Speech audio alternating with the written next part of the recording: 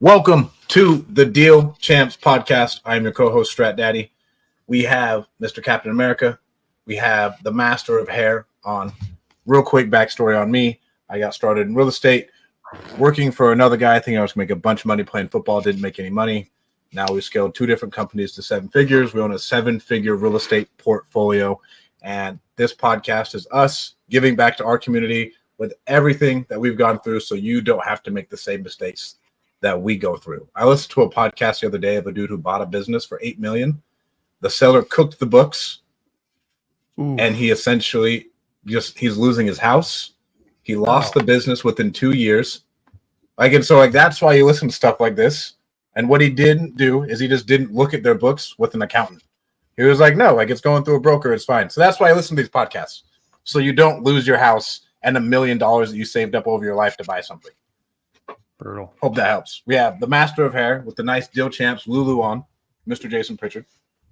What's up, guys? It's your other co-host, Jason Pritchard. Backstory on me is I worked in corporate America for 15 years, burned all the boats, and started investing full-time in real estate in 2014. Have not looked back since. Since then, we've done close to 500 deals. We've got a rental portfolio north of 100 units here in Central California. And like Strat said, we are always trying to provide as much value to our audience as I can. And this will be a good topic today. We're going to be talking about our biggest mistakes that we've made in business. And so I think it was a Hormozy quote. This is at least who I heard it from. He goes, smart people learn from their mistakes, but the smartest people learn from other people's mistakes, right? So we'll learn sometimes from this stuff. Yeah. So that learn from stuff that we do wrong, but the best thing to do is just absorb it from somebody else and fast track everything. So hopefully you guys can learn a lot from today. There should be lots of stuff because I know all of us have probably made tons of mistakes in this business. So this should be a good one today. And then we have the Captain America wearing a hoodie because on his walk this morning, wearing his cashmere shorts down on the beach, that he rode his golf cart down to the beach to walk to take his first meeting of the day. I walked down to the beach this morning. Oh, I'm sorry. Yeah. So we walked Dean had down to the beach. Flex on us, bro. We weren't even live. And he flexed on you and me just when we were getting started backstage, bro. Hey, it was a little overcast today on my walk to the beach this morning while I was taking my first call. It was a little cold. I was like, you know what? I could have worn a sweater. I should have thought about it a little bit more. And then I rode the golf cart to go get some tacos with my best friend who's in town right now. And I was like, I'm not making a mistake twice. I'm wearing this sweater for the golf cart ride. So what he didn't tell you guys is that he had his staff drive to Lululemon while he was on the call to go pick up the sweater because he wanted to make sure it fit him right for when he went to the gym later. That's not true. Must be nice, dude. I'm gonna get Dean a must be nice t-shirt. Yeah. What's up, guys? Dean Rogers, your other co-host. Started my career in the NFL. Then I transitioned to corporate, then to real estate. Been investing in real estate for a decade now in Central California. Billy Ferns on IG says, yo, Dean, what's up, Billy? We are very, very close to 800. We just had a deal close right here at lunchtime. We got another deal got released to record today. Guys, what's crazy and why we encourage you guys to listen to these podcasts is the stuff that you can learn. One of those deals that closed, 100,000 net profit wholesale deal. One deal, guys. What if you closed a deal that you made $100,000? What would that do in your life? That used to be something I dreamt about. I felt like I knew it was possible, but didn't quite believe that we could do it. When I invested in myself and learned and got the right training on how to do that and follow a process, that's when we started making that a habit. Now we regularly close 100,000 net profit deals. Okay. So we're close to 700 deals, got an 8-figure rental portfolio, and coaching students now how to get started with wholesaling. So you guys can always connect with me at deanrogers.com.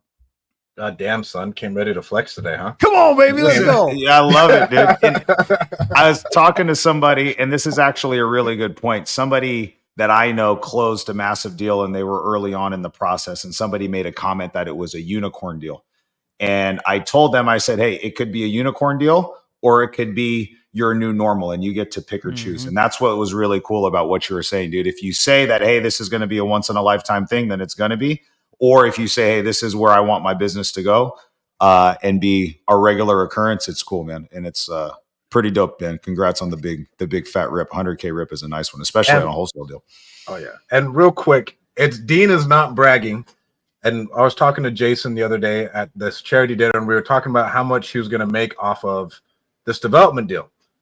And if he's around any other types of people who aren't like business people or his friends who are like, bro, that's so dope, it'd come across as bragging, to where we're sitting there talking. I'm getting fucking hyped for him. We're diving into the numbers. Yeah. We're talking about the partnership. We're like, bro, this is so awesome. Bro, I can't wait for this to happen. Let me know how it goes. I connect him with someone else on a deal that he's working on. That's the type of thing that you need to do with like your community tour. That way your people are supporting you. Like, oh, bro, that is amazing.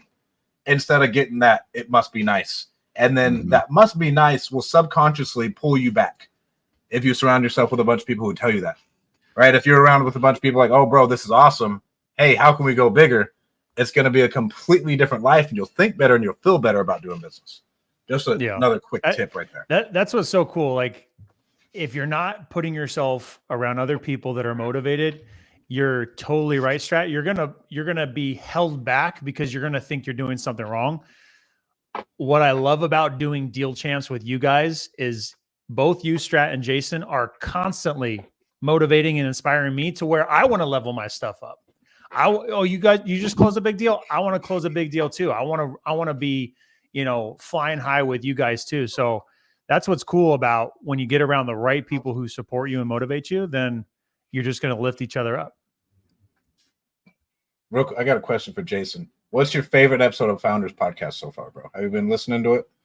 The Fish Who Ate the Whale is definitely the best one. He just released one on Sam Zell too. That was really good.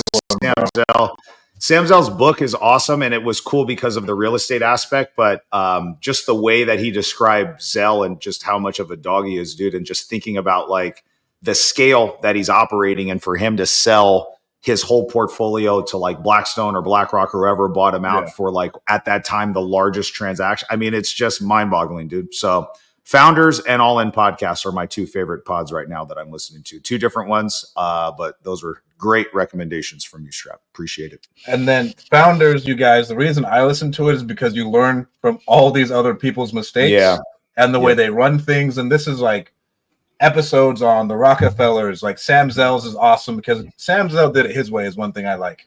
Sam Zell did not give a fuck. He went out and raised billions of dollars. He had an entire memo saying, if you don't like my language, get the fuck out of my company. I don't care about your feelings. We are here to win. Yeah. And this is when he's running like a public company right before he sold it to Blackstone. And so stuff like that to where you can stay true to yourself and everything like that. Yeah. Was awesome.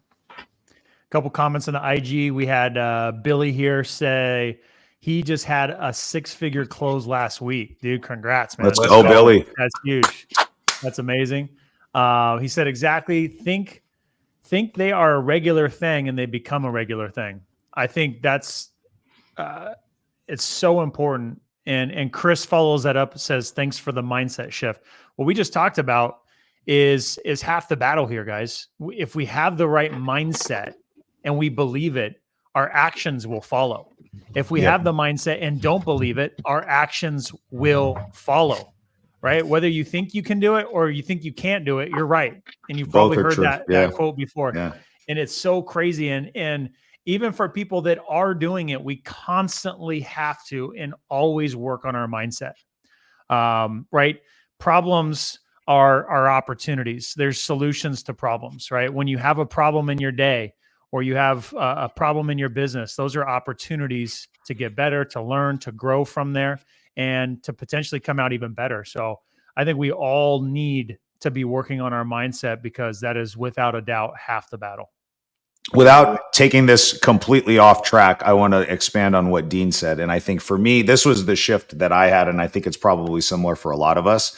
You first have to believe that you are worthy and capable of being the kind of person that can make $100,000 a month, right? Like before, like I was conditioned to think I would get a corporate job and making $100,000 a year was a lot of money. Right. That was what was programmed into my head. So Ed Milet calls it the thermostat. You have this financial thermostat in your life. Too, bro. And my thermostat was set at $100,000 per year of earning potential. That was Jason's earning potential because somebody programmed into me that that's what it was, dude. And you got to get all of those limiting beliefs. You got to get all those regulators, take those all off and reset that. You have to fix that first before you start making $100,000 in your bank account. Because even if you're doing all the right stuff and your marketing is there and you're working your ass off and all that stuff, if you constantly believe that you're not worthy of it and you can't do it, you're going to self-sabotage at some point. So you got to fix that while working your ass off and doing all the right things every single day.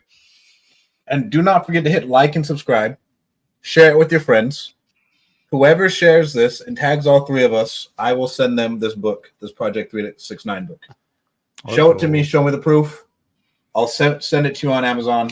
This book's been awesome, and I'll send you my favorite Joe Dispenza book too, as we're talking about mindset. Joe Dispenza, Bob Proctor changed my life. I call Bob Proctor the prophet because he is to me. He's the man. But let's get going. This episode, we're talking about the biggest mistakes we have made so far in business. And I think I put over the last 10 years, I've been in it for like 6. Jason, you've been in it for 10. Dino, you've been in it for 10? 10, yep. All right. Let's start with Dino. All right. So biggest regrets. Let's go around and then we'll elaborate. Yeah, okay. All right. So don't go on a big rant right now. Just talk about what it is and then we'll come back. Yeah. All right. So without going on the big long story, the short story is with me, I had this belief, and I've talked about this openly on podcasts, and maybe those that are listening have heard me talk about it, but we're going to go deeper on it. When I first got started, it was, soon after I just got done playing in the NFL, I started working corporate and money started getting tight, right? And I started living paycheck to paycheck. And then it was like, okay, bills are starting to add up. And it was like, dude, I got to do something. And that's what got me to look for something else. That's how I found real estate, by just going to Google and finding how to get started in real estate. Now, when I got started, I hustled. I got a deal in my first 3 months and started to get some deals, and then my next deal was a couple weeks after that. And it started to snowball slowly but surely. Now, within that first year, I had a clear path. I could keep doing this my own, or it was clear at the time even, and it's become even more clear now today with all the information that's available. But it came clear to me then that I could and should hire a coach or a mentor, and that would help me accelerate my results. But the truth is, and again, this is still the short version of the story. The truth is that at that time, I was too prideful and was almost embarrassed that I needed help, right? Because I made it in the NFL and now I'm starting a new career. Well, I walked away from all of what was possible from the NFL. I didn't walk away with all the money and all those things. So for me, I was prideful to ask for help. And so my biggest regret, and I'll save the rest for the other half, was not hiring a coach and mentor. And I paid a huge price as a result of it. I'll go because mine's a little bit of, I don't want to say antithesis. Hey, there's a new word for the week, antithesis. Big one. Of Dean's. You only need one mentor. You do not need to join multiple different masterminds at the beginning. Just join one. We spent like multiple 6 figures on education. And I'd say my biggest mistake was joining too many coaching groups and masterminds and spreading out my focus way too much. Over the last 6 years, we started 7 or 8 different businesses when I really didn't need to. Just because hey, there's a shiny object, we can make something happen there. Hey, there's a shiny object, we can make something happen there. And then I'd have to go pay to learn how to get that thing to the next level, to where if I would have just stayed focused and I could continue to pay the one person and I could trace it all back to joining one mastermind where I really started to bounce around way too much. If I would have just stayed focused on the one thing, you don't need all these different mentors. Pick one mentor for the one thing you're looking to do, stay in that lane until you hit $1 million net. It would honestly be my biggest thing that I wish I would have done, because I chased so many different rabbits. We started all these different businesses. Yeah, You've gotten them to 7 figures, but then I've taken brain damage from just learning how to get it from 0 to 1, let alone scale it farther with staff and everything else. Stay focused would be my biggest thing that has been my biggest mistake by far. That's a big one. I've got a few, so I'm gonna toss them out there and then we'll go back and expand. So in no particular order, I regret being a one-man army for longer than I needed to be. And it wasn't always me as the one-man army, but I did not hire anybody at the beginning, mainly because I couldn't afford to. So it was all YouTube University and just DIY approach. And I found success, and I tricked myself into thinking, if I can do this and figure it out on my own, I can just do all this stuff on my own, right? And so I was wearing every single hat in my business for too long. 2, I should have held on to some more properties that I sold. One of the best things that I've done, and what's insulated me personally from a lot of the risk and the damage that we're seeing in the real estate market right now, is I just was so focused on buying rental properties.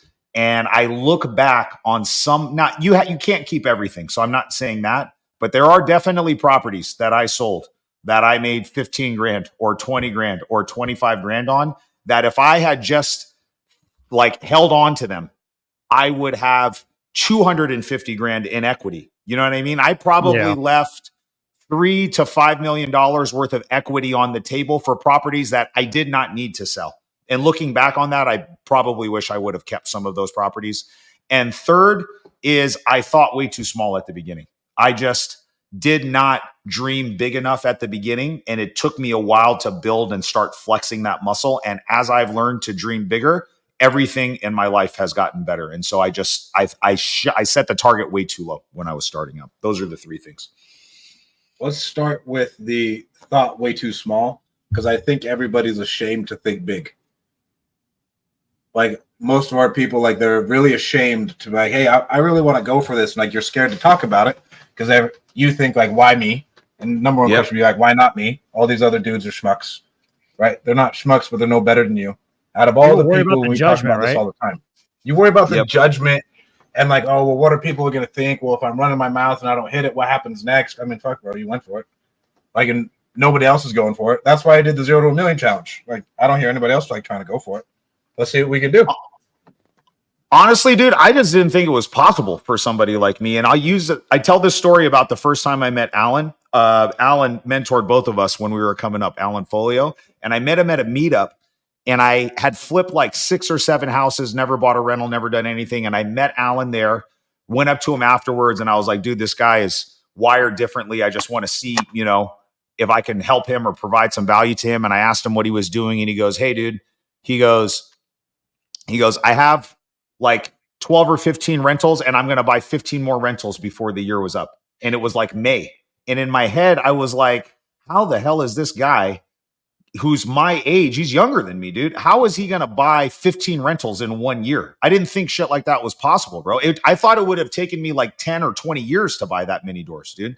Yeah. And it was just looking back, going back to what you were saying, not being afraid of all the judgment, a lot of it was just me being afraid of failure. Because if I thought I set a really high bar, there was just no way that I could ever attain that. And that's really sad when you think about that, dude. It's our belief in ourselves is so small at the beginning.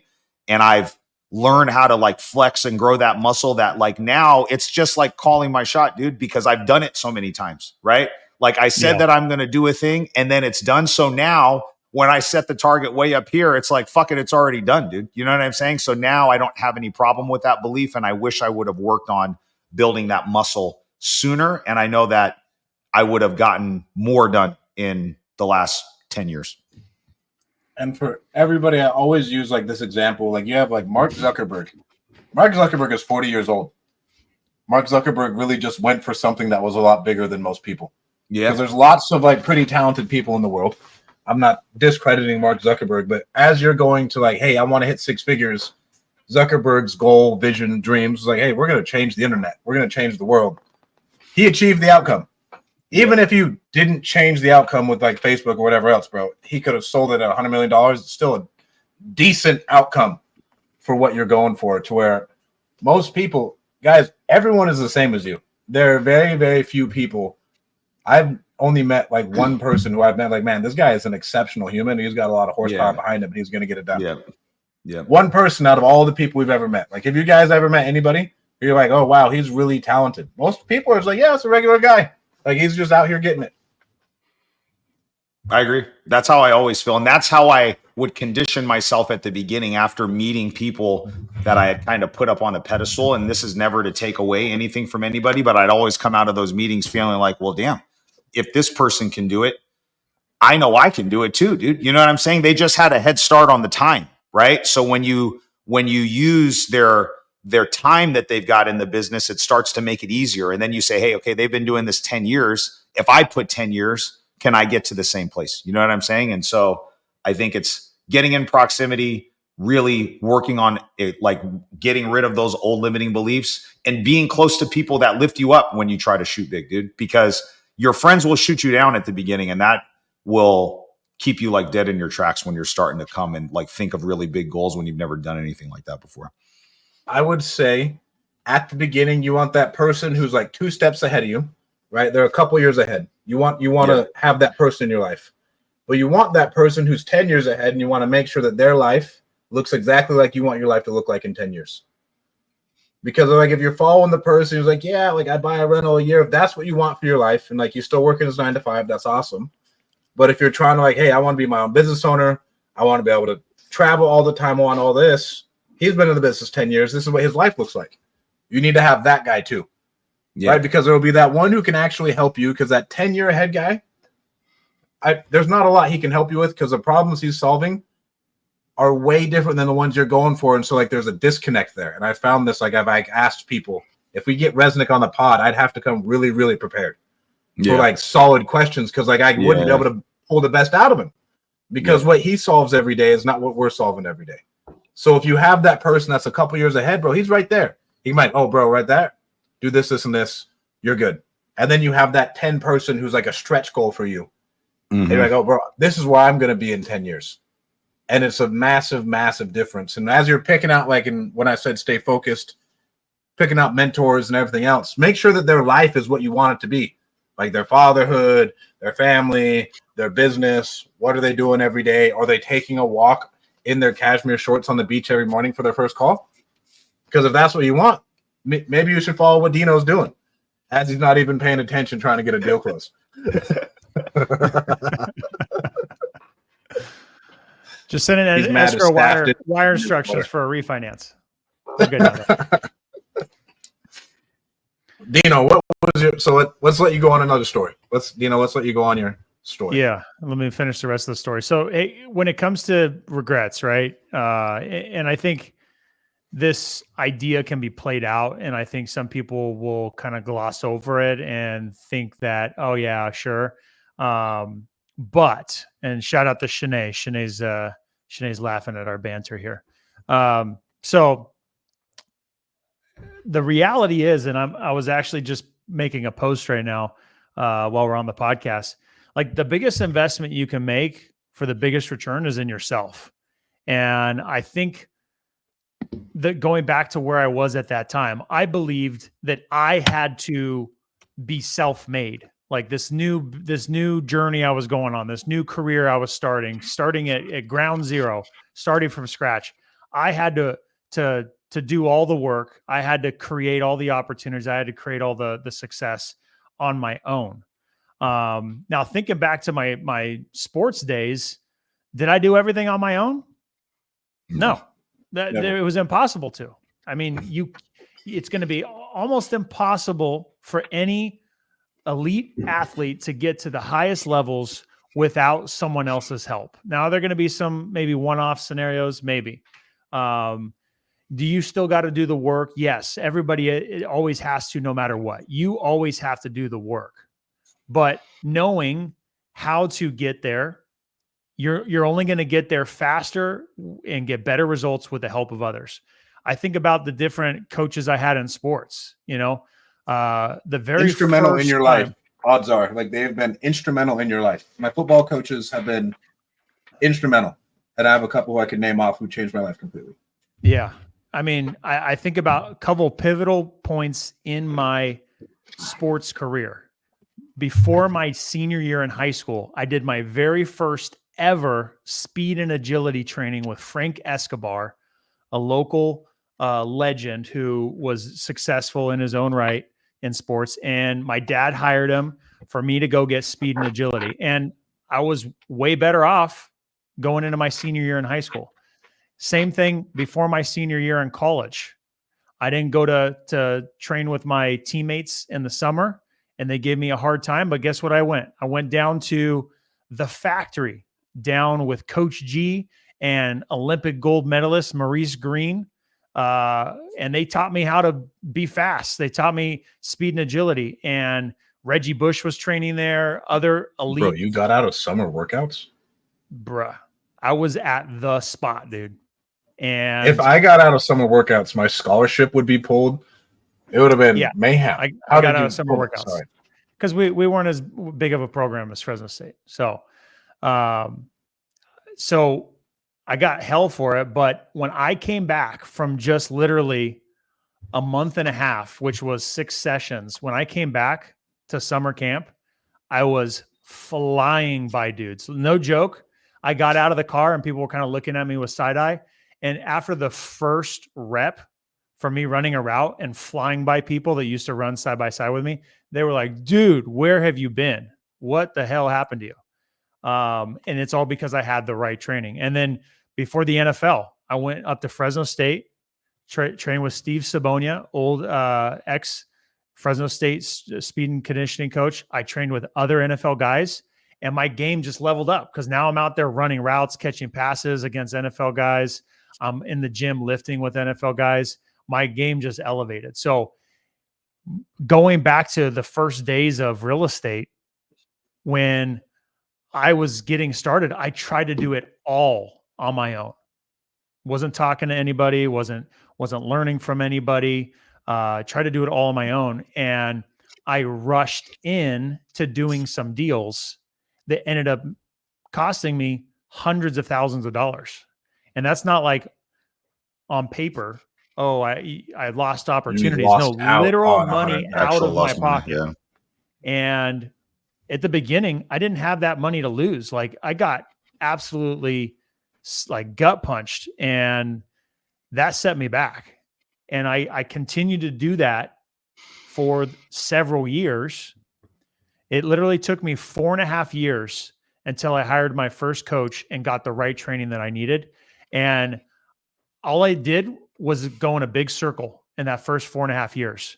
I got results, big loss. Got results to get back to zero.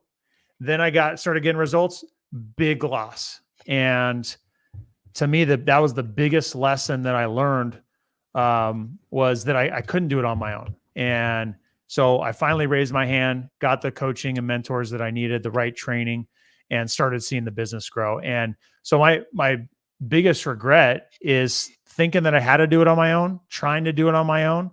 And if I could go back in time, even though I thought money was tight because it was, and I couldn't afford to hire a coach, somehow I found a way to spend hundreds of thousands of dollars in losses. Losing money on deals. I found a way to pay for those losses, but I couldn't find a way to hire a coach. So it was egg all on my face of like, okay, you couldn't invest in yourself, but you could invest in losing hundreds of thousands of dollars.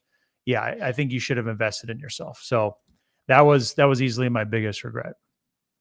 I will say though, in these like losses and mistakes, it forms the skill set that you've needed to get to the next level. Because when you're digging out of a 6-figure hole, every dollar counts, and you were really, really sharp on the phone because like, fuck, bro, we got to convert this so I can feel good again.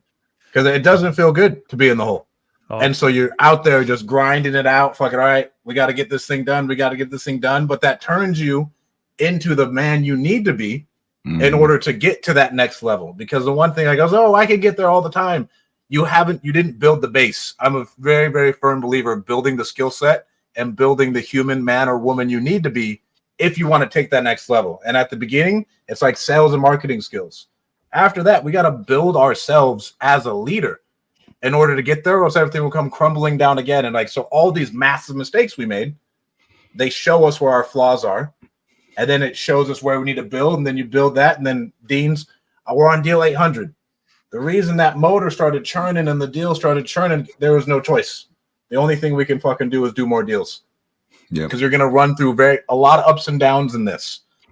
And so as these massive losses come from like these big mistakes that we will all share, that's what's formulated our skill sets and our mindsets. And okay, here's what I need to do. Here's how I'm going to get to the next level.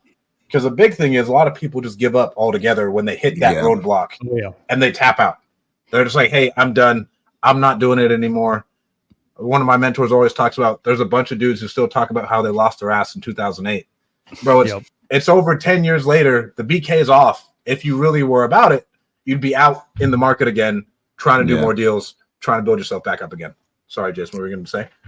I was going to say, dude, the losses give you a frame of reference that allow you not to get rattled, bro. Like I've gone through so much, bro, been through so many different challenges, started with nothing, that the idea, like if I lost everything, I'm not going to sit here and lie and act like I'd be happy, but I would not be rattled if I had never gone through like what feels like to me much worse experiences when I was first starting out, dude. So if this is the worst possible thing that could happen is that I lose money on a deal, or I got to sell a couple rentals just to get out of a hole or do something, right?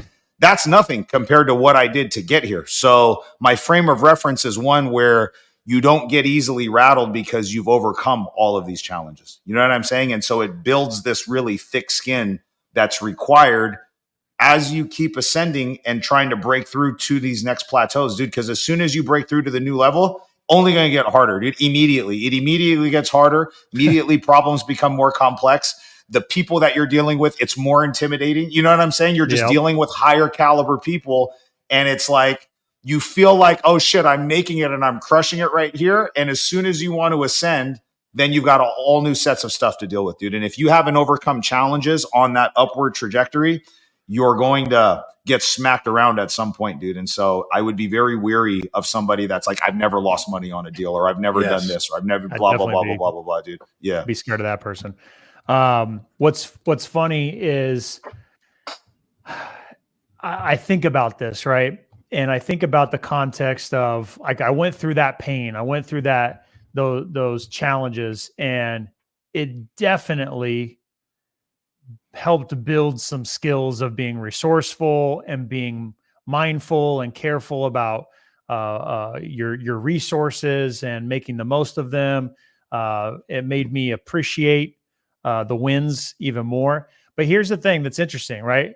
Okay, so should I have gotten coaching or should I have not gotten coaching when I got started? I definitely, without a question, should have still gotten coaching from the beginning, and here's why. It would have put me on a different path of doing more of the right stuff sooner. I still would have made mistakes, probably not as big, okay? Would have helped minimize my mistakes or reduce them. And as I'm going through those mistakes, I'm learning from the others. I'm learning from someone else who has already been through that.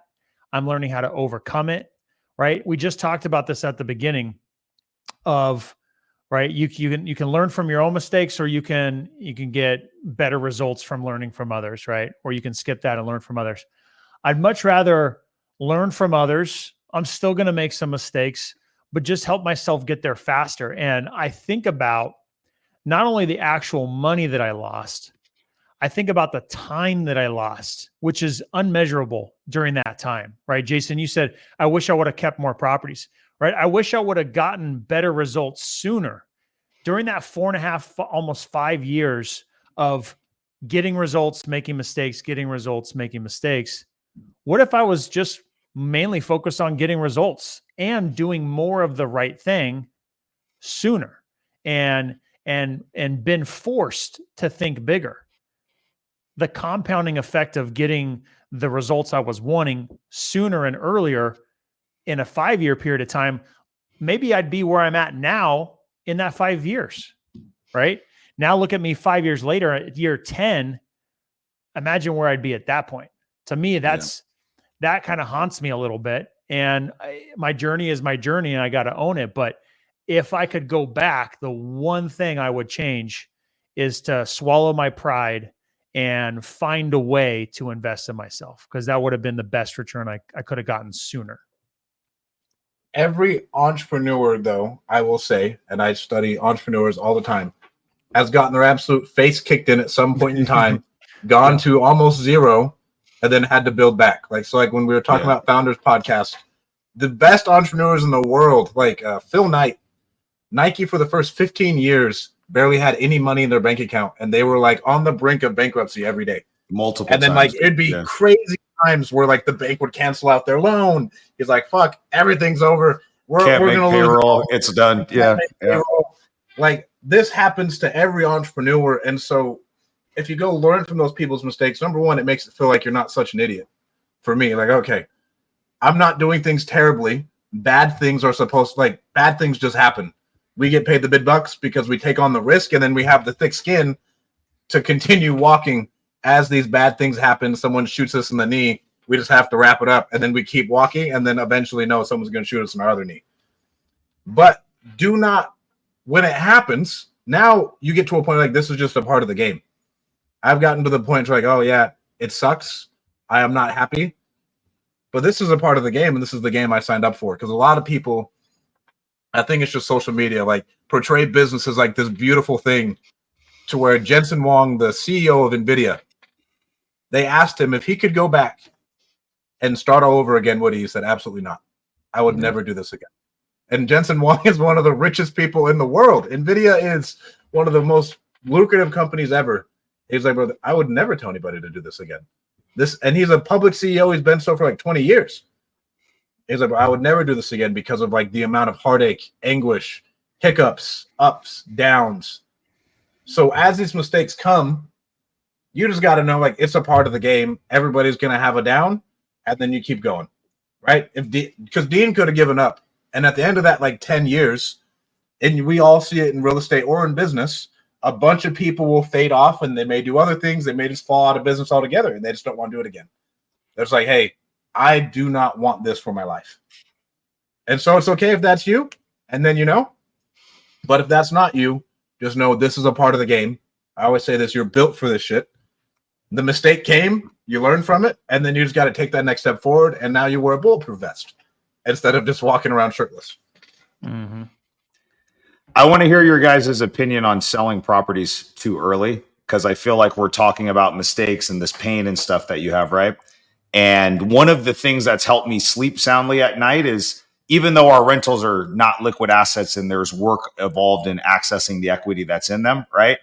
There's been periods and times where I've gone through a lot of these struggles, and I always was like, well, shit, worst case scenario, I can just offload a couple of these little dog rentals that I don't want to deal with anymore, and I'm right back to zero, dude. And not like, I know lots of people, dude, that ran up from even before when I started in 2014, 15, that were like buying houses for $10,000, $20,000, dude, and making $10,000, $20,000 wholesale fees on them, never accumulated any rentals. And then when things changed, or they made bad decisions, or they got distracted, they don't have anything to fall back on, dude. And it's like, I don't get kept up at night about this, because you make the decisions and you live with them. But when I said that out loud right now, like, I probably left $3 to $5 million worth of equity on the table easily with just the stuff that I sold. And just even saying that right now kind of makes me feel a little nauseous, dude. And it's like, damn, you know what I'm saying? So what are your thoughts on that? I know, Dean, you've transacted more than anybody on this call. I mean, I'm sure had you gone back, probably could have found a way to keep a couple more here, keep a couple more there. You know what I'm saying? Yeah. So this is actually, I wrote down here on my notes, I wanted to really get into this and get an insight of where you were at in those periods of time. Cause here's my belief. I think it's easy to say, I wish I would have kept more properties. I hear that all the time. Right. And I think we definitely, I say it, other people say it. And the truth is, hindsight's always 20/20. If I would have kept more property, almost always, unless you get caught in just like the wrong time of the cycle, almost always you'll be better off. And the good thing is with inflation and the way history has shown itself, if you just hold on to the property, time will take care of it. It will heal all mistakes, right? If you bought it too high, just hold on to it. It will fix itself. That being said, if I had kept more properties, I would be 100% in the exact same spot. And when I think about the same, I know you're thinking the same thing, Jason, like, man, in some of these key years, if I would have kept these deals where I got them for $50,000 or $75,000, like anything under $100,000, which is almost impossible, right? Impossible now. And anytime we do, we're just like, oh man, I remember the good old days. Like we have a rental property in Fresno right now. We bought for $60,000. Now we put 60 into it. We'll be all in it for 120, but I mean, the thing's worth 250 easy, right? Easy. So we got a smoking deal on it. And that's something we just bought like, 3 months ago. But if we could go back in time and keep all those properties, they would be worth $300,000-$400,000 now and have hundreds of thousands of dollars equity per property. But in those points in times, at least speaking for myself, I was in a place where I did need that money. I did need to sell the house. I did need that money. And had I kept it, one of two things would have happened. Okay. I would have been a little tighter on cash, or in some cases, not most, because most of the properties we were getting so deep, we could refinance it and have no money left in the deal. But in some cases, we would also need to come out of pocket to keep some of those deals. Now, that's something I had never done or considered. And I would only keep properties that were the perfect BRRRR strategy, meaning I would buy it, remodel it, rent it, refinance it, and repeat it all over again with having little to no of my own money, basically none of my own money. And would cash out in many cases, until this past year when I just paid $250,000 out of my pocket of tax money after I had already had taxes taken out of W-2 income. Okay. And my taxes were like in the $350,000 to $400,000 when you look at everything. That's when I realized, holy crap, I didn't buy enough rentals. And so I just wired $50,000 this morning to complete a refinance, because I would rather put $50,000 into my own property than $50,000 to nobody else.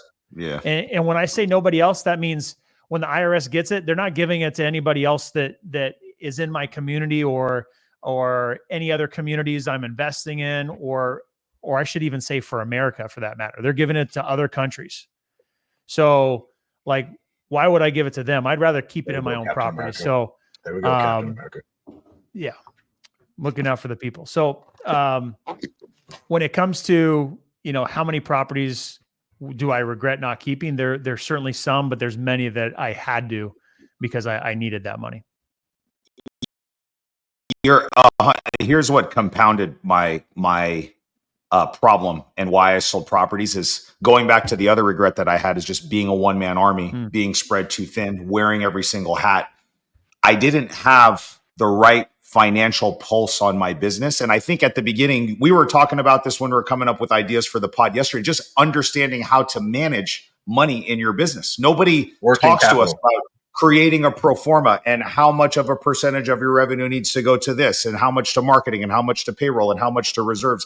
And you're literally just flying by the seat of your pants. At least I was at that time. Right. And I think that I know that if I had a better financial understanding of where I was at in my business, what cash conversion cycle I was in, how many properties that I had a pro forma set up, it would have been much easier for me to make an intelligent decision and look back without regret, because you make a lot of those decisions, at least I did, feeling like I need this money right now. Yeah. But I didn't really know, dude, because I wasn't, when you're a property manager, acquisitions, you're managing the rehabs, you're taking every single phone call, you're doing the books on the weekends, and every other thing that you're doing in your business, you don't have a full understanding of how to make proper decisions as a business owner, dude. And nobody really taught me how to do that. I just have figured that out through coaching and just experience over time. But I'm sure at some point, some of those properties, absolutely, I did need to sell because I did need that cash, right?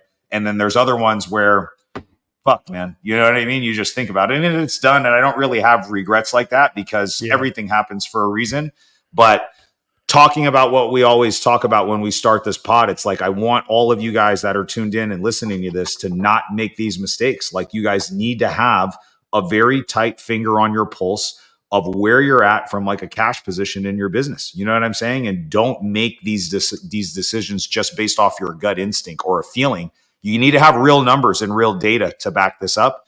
And don't skimp on things like bookkeeping or accounting or taxes or all these other things that are like huge, right? I was so fucking cheap, dude. I would literally just be doing this stuff on a Google sheet, and then I would hand this humongous pile of mess to my CPA at the end of the year. And it's just like, what is all this stuff, dude? You don't even know what's going on. So don't skimp on stuff like that. I would say, go ahead. I would say you can make an honest decision for a little while. Like, do I need the cash or not? As you start to get momentum is when that decision's going to change. Like, and so we were thinking about buying one or selling it. And one of my mentors was like, bro, I don't know, what's better, 50 grand now or $2,000 a month? They're like, just make that choice. Like, which one do you need? Because if you need the 50 grand now, just make the decision, move on. And like the data, not drama thing plays a huge role into this. And because nobody on the internet talks about this, like, hey, how much are you spending a month? And then how much is reserves? And just for you to feel confident to make a decision month over month over month to know I can continue to spend the money. Because our business, it's pretty cyclical at the beginning. You're going to have ups, you're going to have good days, you're going to have bad days, you're going to have bad weeks. And your business eats cash in growth. So I'm glad we've taken some stuff down just so I could pull the emergency button when I need to offload something like, hey, all right, I actually need it. We're going to have to sell this. I need some cash. We can get it done. But at the beginning, man, odds are you just want to stack up cash because the thing that makes you the most money eats a lot of money at the beginning. Like, it's just going to eat up everything. It's going to eat up money because, hey, if we want to do another deal, you need to double your marketing spend. It's not like a little bit of a marketing spend. If you're like, you're going to have to double it if you want to do 2 deals a month now, because now you found out that number. Right. And so all those things. And so for a while, you are just going to keep outlaying it to where I would say Jason was able to go on that tear. I remember when we sold Jason a deal when I was at Allen, I was like, why the fuck is he buying this thing? This thing is a dog. This thing doesn't make any sense. I ran the numbers. But Jason at that point had already been churning and burning 5-6 years. So he was like, hey, this is the goal. I'm getting to this many doors. I don't care what happens. And there was a little bit of luck in that, dude, because you bought in this window of time where you could buy cheap, you could refinance at good rates, and we didn't see this massive appreciation. 2016 to 20, I probably picked up 50 to 75 doors, dude. And it was because I was so focused on doing that, man. You know what I'm saying? And it was like, honestly, looking back, one of the best decisions that I ever made to do all of that stuff, dude. And so now it's just a more difficult time to try to make those numbers work. And going back to the point that I was making, it's like, you need to understand how much working capital your business needs just to run for like at least 6 months, right? How much marketing do you need to keep deals coming in, right? And I would redline my account, dude. I would just be like, fuck it, we're all in, dude. I was just used to doing that. I would all the chips in the middle. Let's go. We'll figure it out. Let's go. And I can operate very well under that type of pressure, but it's still stressful and most people can't handle that, dude. And it's just not an optimal way to run a business. Absolutely not. It's not something that I recommend. Go ahead, Dino. Then I think you got to hop. Yeah, I got to hop after this, but I just wanted to put a bow on this topic because I think it's so important. Because I'll hear often people say, oh, I want to buy rentals, right? When they're just getting started. And that might be something that you're able to do, right? You might be in the financial position to do it. It might align with the goals that you're looking for. But I think the reality is you almost always need more money than you think, right? When it comes to exactly the point you were making, Strat, with the marketing you need to account for over the next handful of months, with the cost just for you to live over the next couple of months, for you to have resources for the deals that you're doing. It's really important to be conservative on what you need as opposed to running it really thin. Because Jason, you said that it creates a lot of stress and that's just unnecessary. So that's where I was at the time. Now, were there some more rentals that I could have kept? Because here's the thing, you're going to get to a point where you're pushing to earn more income. You're pushing to make more net. You're pushing to say, I made X amount of dollars, and that's good, right? But at a certain point, you're going to realize that the more you do that, the more you're actually paying in taxes, right? Like I just experienced. The more that you're not actually growing the way that you want to. You're not building the wealth the way that you are wanting to. You're building in one area, but not really in the total comprehensive way. So there's a fine line between, adding more income versus adding more wealth with the rentals. And at a certain point, I think at the beginning, it's got to be all income. And then when you get to the point where you have enough, an income then you problem, can start to and balance enough, more. and then you can start to actually get aggressive. That's what I think. I'm glad we bought some of our stuff, but like my sub 2 stuff, all of that was a distraction.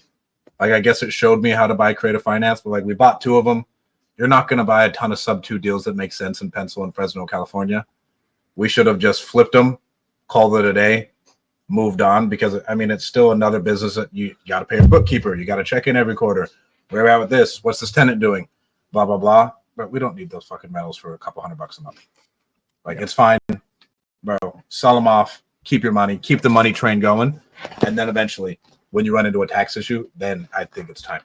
All right, guys. Thanks for tuning in. Don't forget to hit like and subscribe. Shout out Shanae. Shanae, thank you for tuning in. I'll talk to you guys soon. Peace.